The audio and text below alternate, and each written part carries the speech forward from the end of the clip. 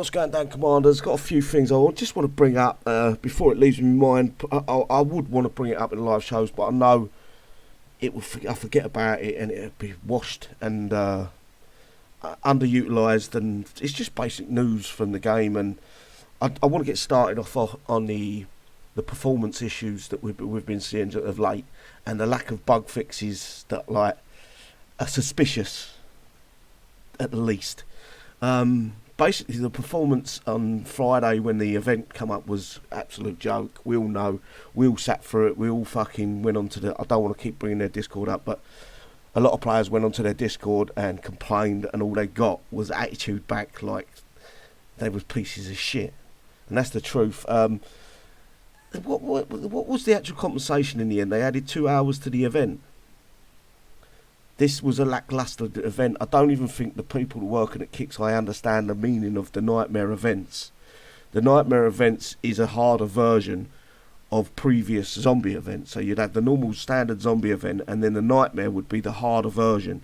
It would be twice as hard to get, but the prizes, the prizes in the prize store will be massive amounts of prizes. I mean, nearly everything in the store would be able to buy. You'd be able to purchase nearly everything, barring a couple of the newest units, or newest not logistics, but the parts for some of the newer uniques. But if it was me, I would have thrown them all in there. Holdout, really, as a Nightmare, we didn't even get a Holdout. It should have been Holdout standard, then Nightmare. So you should have scrapped the showdown and done 2 holdouts, one standard, one Nightmare edition. If you was going to go that way, you keep breaking your own fucking rules and your own basic knowledge of the game, how the game's run for the last 10 years. And the staff at Kixeye seem to be happy with that. They seem to be okay with things breaking, and you know, they're not in no rush. They live in Canada now. I don't know if that's more lethargic than working in Silicon Valley. But how long can this game keep going on? How long can you keep producing events where they're broken and the players sit around for 2, 3, 4 hours waiting for you to put a fix up? You know, you've got to understand that hopefully that you won't get sacked from this if this game ever ceases to exist because of your lackluster reply to issues in the game, basically. You know, the HIVE still needs fixing, the Devin still needs fixing. But there's no rush in your what you do, and I will explain what the HIVE is. The HIVE is with the diamond tech attached.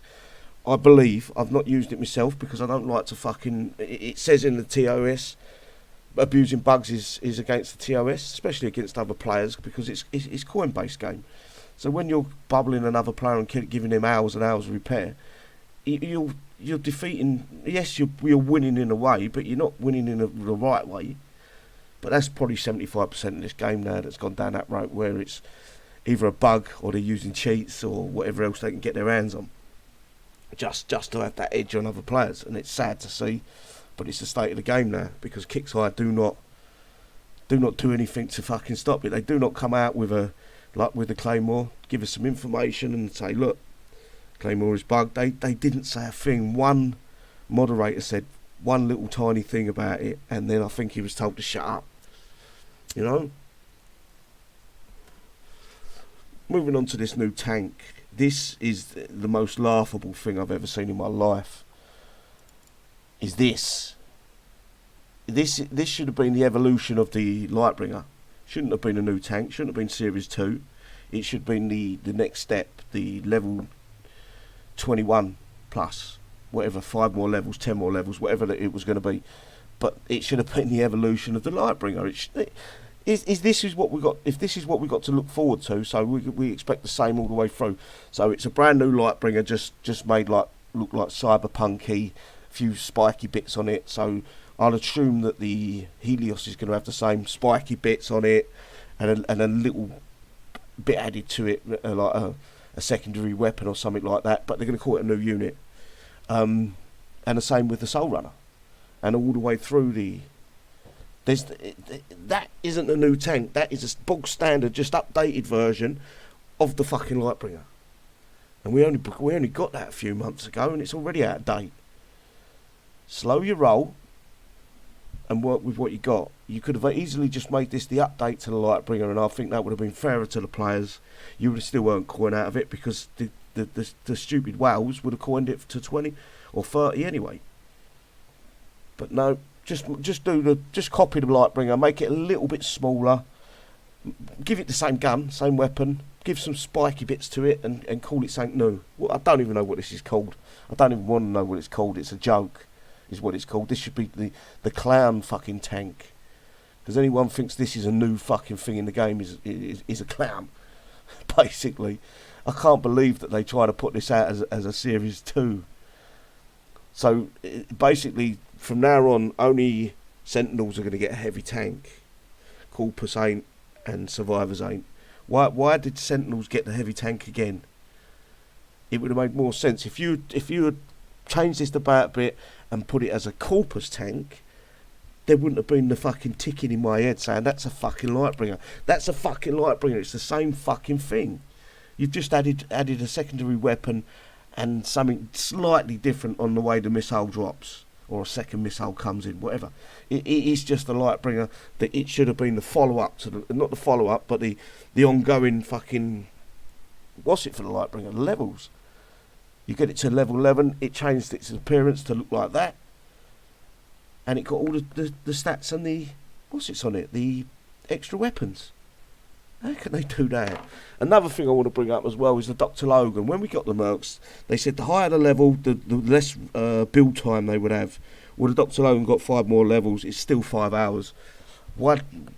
Again, once again, they're going back on things that they said in the past, and just going back on it and ignoring it and thinking the players are okay with that. The next 5 levels, even if it was an hour off the build time, 30 minutes off the build time, it would have been something. As it stands now, it's still a 5-hour build. And I think that's, once again, they come out and they said the higher level you get your mercs, the less time it takes to build.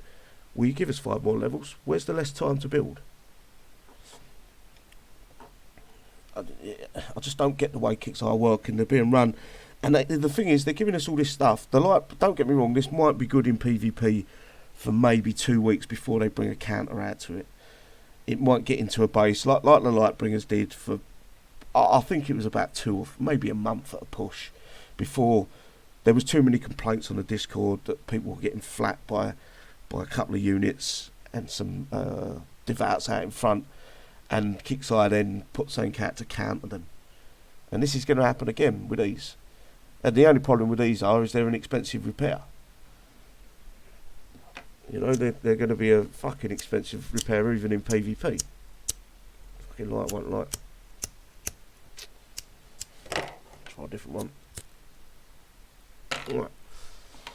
Last thing I want to bring up is I did make a little video of Sheila. It looks like that we might be seeing a Sheila or a shadow Sheila or something like that with the with the unit in the crates that you could get. There was a Sheila looking unit. I'm hoping that's something that Kixeye are going to bring into the game. I look forward to some of these factionless uniques. I think they're a bit of fun, but I'm going to say it again, but the only use for them is in PvP, because Kixeye refused to update the world map. They refused to bring the map up to date with what we got. I don't think anyone at Kixeye knows how to design a base where you've got to use a bit of skill, not skill, but you know, X unit to take that out, then bring this unit in. All they're doing is making bases that you push the R key, bring Dopplers in, push the R key, bring Lightbringers in, push the R key, bring Wastelanders in, push the R key. The case in fact, look at the state of that fucking fighter company, the elite fighter company base, and it was a joke. I felt bad hitting that base. But then I got to test the fighter company in Go-Go Bar, and I no longer feel bad about hitting that base because the fighter company looks shit. I hope that ain't the final stats for it. 17 in my base at one time, and they died in an empty base real quick. Yeah, they got a few bits knocked out, but it wouldn't have been a star for 17 of them. I just don't know where they're going with this game. They put a competition out maybe 6-8 months ago. Show us your design on your of your base, and we'll pick 3 winners to be the new challenge bases. Never come to fruition. I don't know why not. I don't know what their reasons were for not putting them bases out as challenge bases, but it's always the same thing with Kixeye, going back on their word. They say something and then take it back in the next breath. Like that new unit, apparently it can hit air. Well, if that can hit at high altitude as well, that's breaking the fucking game's, the rules that they set in place. They've broke it on a bunch of units now. And I'm not saying some units need to be able to do that and some units don't. I'm saying you've got to know the right place to break them fucking rules. You know, making a Proteus that's a ground air unit. Fucking, that was laughable. No, I don't know. I don't know where the game's going. I don't know how long they can keep putting out shit like that picture that we just see and claiming it's a new thing. It's a new tank. It would have been new if they made it into a Survivors or a Corpus and just changed it about. Obviously, it would have the Corpus colours, Survivors colours. It maybe would look different. I would go, right, okay, it's not a copy because it's a different faction unit. It is a copy, but it isn't at the same time. It's a different faction, but no.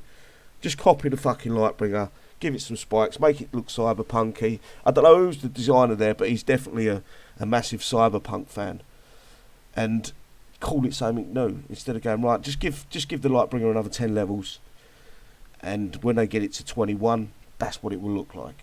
That would have been the easiest thing to do. And when it gets to 25, it gets the extra machine gun turret, whatever they're putting on it. When it gets to level 30, it gets the extra, the whatever it is, the uranium round on the tank, on the barrel itself, the shot that comes out the barrel. Let me get that thing up, actually. I want to read that out. Sorry I'm taking up your time, guys. I know most of you don't really care about this. I like doing these videos because it gives me a chance to vent. Right, let me just go to the page where I can find that link. Bear with me. It says, for the first time ever, we're using uranium rounds. I'm sure it did. And there was uranium rounds way back when. Yes. Let me bring this over here. He won't mind me doxing him in a little bit. So coming up in November, it's time for the final showdown with Onyx in Operation Blood Onyx. The first Series 2 unit, the Sentinel Heavy Battle Tank. Well, it's not a tank, it's more of an artillery. It fires up and over. It's a propelled artillery. Tank, the Crucible, there's the name of it. Joins the fight with its depleted uranium technology, uranium weapon technology. There's a picture of them. So you can see that the shots are going to be arcing exactly the same as the Lightbringers. Right, November event, Operation Read that.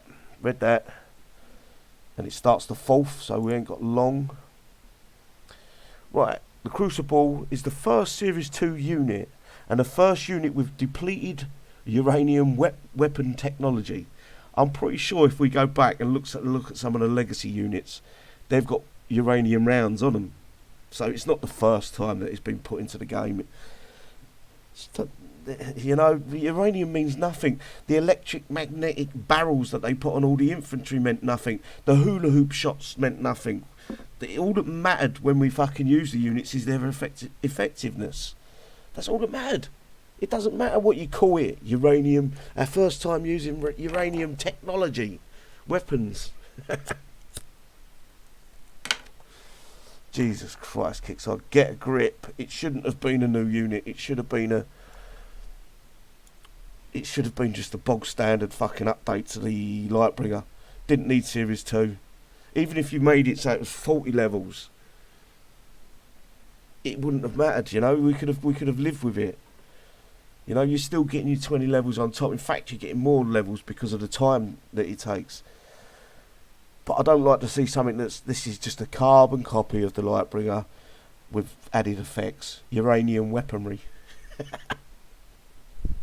It's a joke.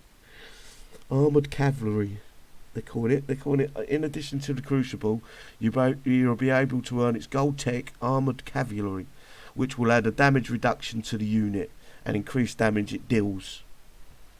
How was that even ever a tech? You should get increased armour on a unit when you level it up, and increased damage when you level it up. Why is that a tech? Why is that a gold tech? One of the hardest techs to get. You can only buy it in the event most times.